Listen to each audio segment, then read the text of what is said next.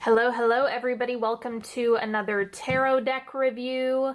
This is another one that Llewellyn Publishing sent to me. Thank you so much. Shout out to them. They have a whole bunch of tarot decks available. I'll link their website in the description box. I'm not sponsored. They just sent me a whole bunch of decks, so I'm going to review them and let you guys know what they're like. And this will be conducted just as I do every other tarot review. So this is the same artist who created the Line Strider Tarot as well as the Botanical Tarot. Or the Botanical Oracle, excuse me. So if you're familiar with those decks, I've used them many times on my channel, then this is a similar style. It comes in the same packaging, the same box. Or the same style of box. I don't think I've done reviews on either of those decks, but it's the same artist in case you already have either of those decks. Okay. So it comes with this massive book, and the packaging on this kind of reminds me of the Wild Unknown Tarot, except that one comes with a box for the cards and this one does not. But I mean, the descriptions in this are really good. I like them. I typically don't read the books, just so it's purely based on my intuition, not what the author has written. So let me take this out. So anyway, that is the packaging. So this is my one beef with these types of boxes, and I know they're really popular, but I just think it's kind of overkill if you don't have a small box.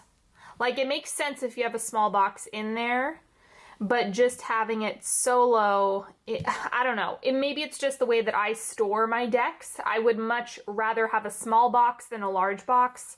So that's just my thing. But anyway, these, in terms of size, you guys know I use Morgan Greer Tarot as kind of the baseline. So I'll show you the dimensions on this.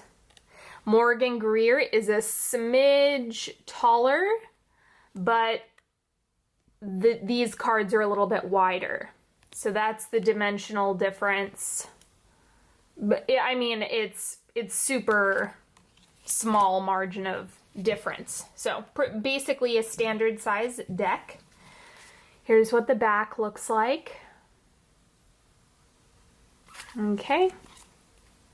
And I'll start showing you some of the cards. We have the Ace of Wands, the Tower. I've been playing with this deck for a while. I've used it for some readings, kind of had a chance to really get a feel for what this deck communicates like. And what I can say is that it's really playful. So what's interesting is the Botanical Oracle and the Line Strider Tarot, in my opinion, have more of a serious tone, where this is actually more fun and playful in terms of the way it communicates. If you read tarot, then you're going to know what I mean by that, because every deck kind of has its own voice. And so I see this as just being really fun to work with. And, this is, I believe this is Japanese inspired. That's the feeling that I get from this, which the Line Strider Tarot did not have the same imagery. I'm not sure if it's the animal choices that were picked for this or if it's the artwork. I can't remember why I kind of put that together, but it has a feel like it's Japanese inspired, which I really like. I really, really love the artwork on this. There's the Lovers. We've got two frogs hanging out under the moonlight. Four of Pentacles. So the thing is, when it comes to this deck, I would not recommend this for beginners. This isn't a good beginner deck. It isn't quite as... There's not quite enough color and there's not quite enough context for me to say, like this is the King of Cups. But because there's not very much color and there's not an expression that it's something that you're probably going to have to know how to read a little bit more.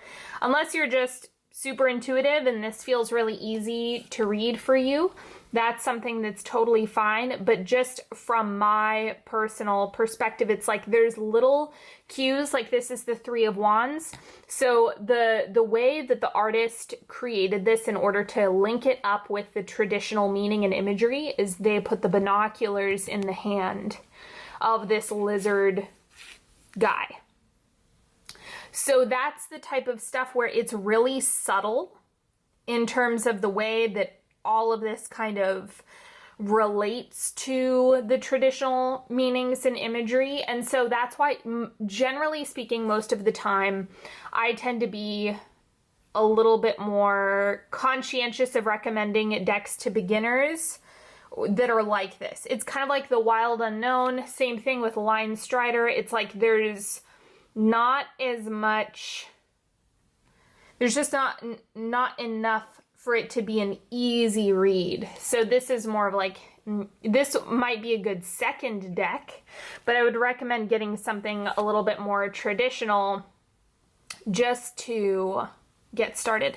Yeah, you know what is making me think that this is like Japanese inspired, and I don't know if that's correct, but it has to do with the way the lines are, the line drawings, and even the box there. It just screams at me, like the animal choices and everything. So anywho, like this guy right here, and it's interesting because a lot of the washes, the color washes, kind of look like coffee stains, which I quite like, except the blue ones. Obviously that doesn't, but where they have the brown, it's almost like a watercolor effect. I really like the way that they did the texture on that. I love that Queen of Cups card. But anyway, I've really enjoyed playing with this. It's been super fun. I like the way it reads. It's super playful. And it's something that if you liked the Line Strider or you like the botanical oracle that I use in my readings, then this one kind of follows suit. So I think you would really, really enjoy this if you're interested in getting another deck by that same artist. So just keep that in mind. That is all that I have for you today. I certainly hope you've enjoyed this review as much as I've enjoyed showing you. And until next time, don't forget, if you need to work with me one-on-one, go to onyxhealing.com. Check out all of the links in the description box to work with me. And until next time, I wish you nothing but the best, and I will talk to you later. Bye-bye.